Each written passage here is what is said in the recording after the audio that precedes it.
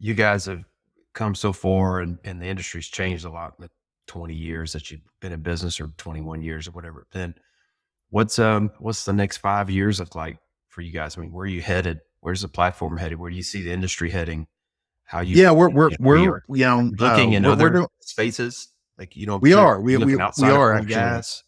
we are actually, and so with essentially, with what we've been doing, we've had success in, I guess I'll call it energy adjacent or land adjacent markets. So for the Bureau of Land Management in Nevada, to think about like the city of Las Vegas or the city of Reno, but it's federal land that surrounds all of that. And as the metropolis grows, they're encroaching on federal land. So we've actually had real estate sales for, like, we, as a competitive sale process, we had a real estate, just raw surface land that's, Vegas desert on the outskirts of town, but groups like KB Homes, Lennar Homes, and Toll Yeah. Brothers they're buying options on that. So, or actually buying the land outright. So we've actually done about competitive sale processes for about 30 different commodities, Really? and that's oil, gas, surface real estate. We've done some potash. We've done gravel mines, sand mines. We've done wind rights, solar rights. Not actually, and those are rights to build. But we've done Is it grazing primarily been right. on government? Is it primarily on government lands? Yes, thus far, and we're using that kind of as the tip of the spear to get access to those markets, which are much different than oil and gas markets. To try to build a kind of a track record of facilitating these types of transactions and then transferring that over to, other industry side participants in the wind sector or solar sector or, CCUS. Some of them are definitely more lucrative than others. I mean, real estate is probably as, deeper than oil and gas in terms of, number of transactions. Even if you take out like office and residential, I mean, just all the amount of ranches and raw surface acreage that's available and can be done.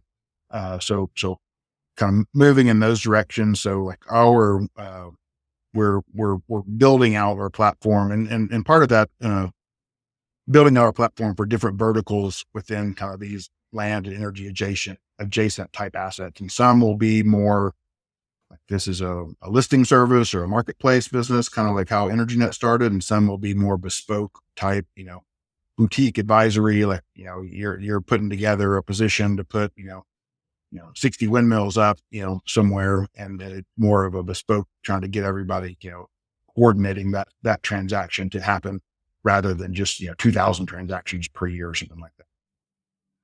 So that's kind of the direction we're headed. And it allows us to, be more, I guess, thoughtful with like how we think about our hiring people, or how we think about allocating resources. Like, all right, these agricultural rights over here, or these timber rights are really taking off. So we're going to, dedicate more resources and capital and people towards attacking that market. And where, this over here, maybe in the, grazing rights or something is great, but it's Water not rights.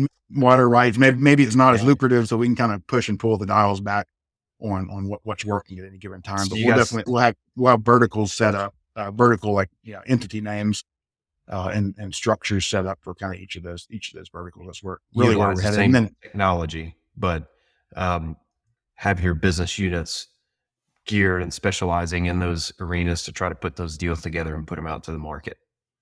that's exactly right. And what's occurring now, or what we've been experiencing, we've had success doing this, and for the government agencies that we work for on the oil and gas side, it's like the guy down the hall that does, the renewables, or does the real estate, or does, some of these, more mining or metals related things that the government offices own. So that's kind of the direction we're going. But you had success doing these different commodities for these different government agencies, but at the same time, we've had pushback where, we're the state of Washington, and we don't have any oil and gas assets. Why do we want to work with an oil and gas, competitive, marketplace type site? And, well, how about you want to work with the timber one?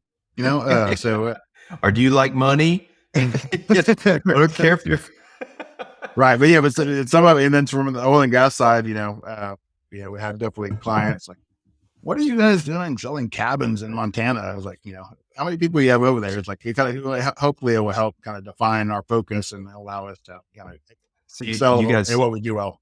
yeah. So you feel like the at least the start of that expansion will continue to be with government agencies, and then in time Right. maybe working with more private entities for. That's right. I could see it being a space where, and I think there's stuff like this in the renewable side where there's some emerging groups or platforms that are trying to do this to take a landowner that says, "Hey, I've got a 4,000 acre property or a Yeah. 500 acre property next to a T line Yep. XYZ and put it on the marketplace for open bid." That's right. Would y'all Yeah. see yourself working with more Yep. private landowners with those Yeah, things? working towards that, little bit different model just because it is, the the individual landowners are kind of similar to the individual, like, a mineral owner, like an heir or something. I just Mhm. inherited these minerals from my grandparents More or higher something. maintenance. Yeah, yeah, they don't know what they have. They don't know what it's worth. They don't know how the market works. So those can be, difficult to, to do transactions at scale, I guess. Yeah. So we Yeah, want to makes a start lot of off with sense. the groups that have, I guess, and, for EnergyNet, Some for reps. example, Yeah. yeah, we've always, we've never really specifically targeted like the mineral owner, like the individual, because let's target the people who we know have big pockets of assets that can sell forever and ever, like the, Chevrons or Yeah. Get the Exxons or, repeat groups like that. business.